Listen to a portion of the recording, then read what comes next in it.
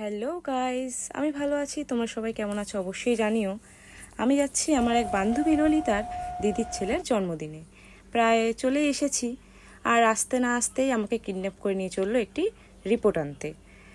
দুজনেই দাঁড়িয়ে দেখা যায়। দেখ তো এটা কি? এই দিনকাল করলো এত পড়াশোনার পরে। আরে মেডিকেল টার্ম থোড়ি বুঝবো।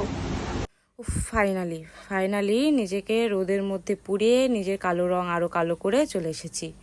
কিন্তু না, শান্তি নেই। আবার বাজারে বেরোতে হলো আবির আর মিষ্টি কিনে। তারপরে সবাই মিলে আবার গল্প করতে করতে চলে আসলাম।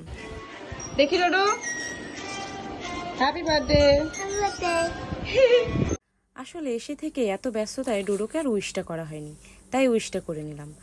আর যা কাজ, বেলুন ফুলিয়ে ঘর সাজানো, আর ঘর সাজিয়েই বসে পড়লাম খেতে। সব বিরিয়ানি খাচ্ছে, আমাকে ডাল ভাত দিয়েছে।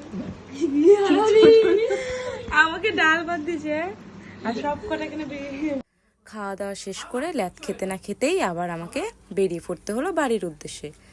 ব্যাস, বাড়িতে এসেই চলে গেলাম সোজা ন্যাড়াপোড়া দেখতে। এটা তো মিস করলে চলবে না। যাই হোক, আজকের মতো এখানে ভিডিওটি শেষ করলাম। ভালো লাগলে লাইক কমেন্ট করো। দেখা হচ্ছে পরের ভিডিও।